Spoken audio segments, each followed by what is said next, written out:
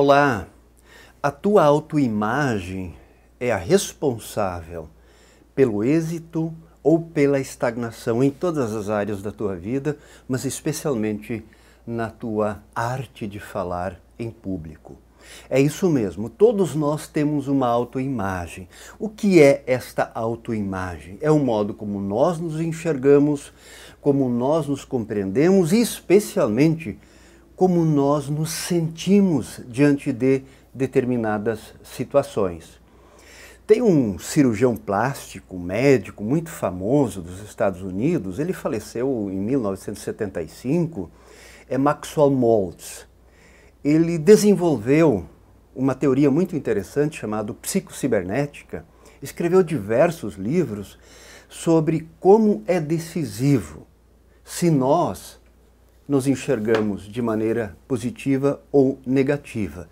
Inclusive, quero mostrar para vocês, aqui é um livro Psicocibernética, né? Ele escreveu diversos, esse outro aqui, que eu só consegui comprar num sebo, numa loja de livros usados, que é a Psicologia da Autoimagem. Ele tem diversos livros, eu tenho diversos livros dele, e ele diz assim de uma maneira muito notória que é a autoimagem que as pessoas têm, que define o êxito ou a sua estagnação em todas as suas áreas da vida. E ele diz mais, então vamos trabalhar na nossa autoimagem, ou seja, o modo como nós nos vemos e o modo como nós nos sentimos. Bom, vamos trazer este tema para oratória, para a arte de falar em público. A pergunta é a seguinte: como é que você se sente quando você pensa numa apresentação que você precisa fazer, num vídeo que você precisa gravar, numa exposição que você precisa fazer, ou seja, quando você sabe que precisa estar diante dos teus interlocutores? Como é que você se sente? Esse sentimento que você tem revela a tua autoimagem. Não é tanto aquilo que nós pensamos. O que acontece muitas vezes? Nós nos planejamos, nós nos organizamos, está tudo certinho programado. Mas quando chegamos diante do público, dos nossos interlocutores, nós dá um determinado branco, nós esquecemos, nós ligamos no automático. É exatamente isso. A razão, obviamente que ela é importante, mas é mais importante ainda nesse tema autoimagem que a gente sinta. E o sentimento diz para nós como está o nosso amor próprio. Então, se você pensa na sua próxima apresentação e você sente medo, angústia, não sabe como começar, não sabe o que fazer com as mãos, não sabe para onde olhar, né, dá vontade de fugir daquele lugar ou nem sequer ir para aquele lugar, então isso revela que você precisa trabalhar mais o teu autoconhecimento. E eu já vou dar uma dica concreta em seguida como fazer isso.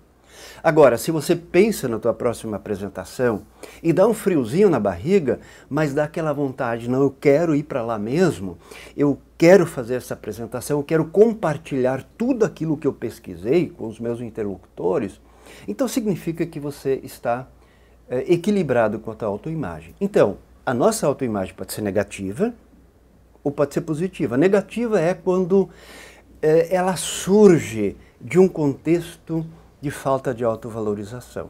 Isso é muito complexo, mas eu vou tentar sintetizar aqui. A nossa autoimagem começa a ser formada na vida intrauterina, pela influência dos nossos pais, das pessoas que convivem conosco, né, da nossa família, depois da escola, enfim, daquele grupo que mais nos influencia. Nós crescemos e quando nós nos tornamos adultos, nós começamos a ter consciência das coisas. Mas ter consciência da situação é o primeiro passo. A grande pergunta é, e essa eu quero fazer para você agora e você responde para ti.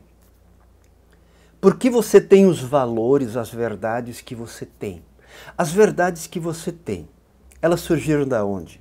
E elas vão te levar para onde? Essa que é a questão central. Porque o que acontece? Nós crescemos no meio social e nós incorporamos os valores dessa cultura onde nós vivemos.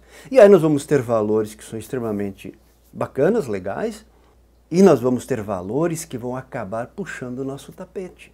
Então essa autoanálise é interessante e ela se revela na autoimagem. Porque quando nós estamos diante do palco, todos os nossos medos, as nossas angústias aparecem. Então, como é que a gente pode fazer isso? A gente pode fazer isso, uma dica, porque o assunto é complexo, mas uma dica concreta. Você conhece aquela fábula, aquela narrativa do copo de água meio cheio, meio vazio, não é verdade? Pois é, o copo está meio cheio ou meio vazio. Por que ele está meio cheio ou meio vazio? Depende de que lugar você olha. Se você olha como um sujeito que tem uma autoimagem negativa, você vai dizer, pô, só meio copo de água. Agora, se você olhar como uma pessoa que tem uma autoimagem bem desenvolvida, você vai dizer, poxa vida, que legal, meio copo de água. Vamos pensar o seguinte, esse copo de água é a nossa vida, é a tua vida, é a minha vida, é a vida de todos nós. E a pergunta que cada um de nós precisa se fazer continuadamente é a seguinte, como nós olhamos para o copo de água que é a nossa vida? Nós ficamos olhando para a metade vazia e ficamos reclamando, nos comparando com outros, que nós nem sabemos como funciona o seu copo d'água? Ou nós olhamos para o nosso copo d'água, que é a nossa vida, e sentimos gratidão por aquele copo estar meio cheio? O copo não muda, mas a nossa reação em relação à nossa vida vai ser totalmente diferente se nós olharmos o copo meio cheio ou o copo meio vazio.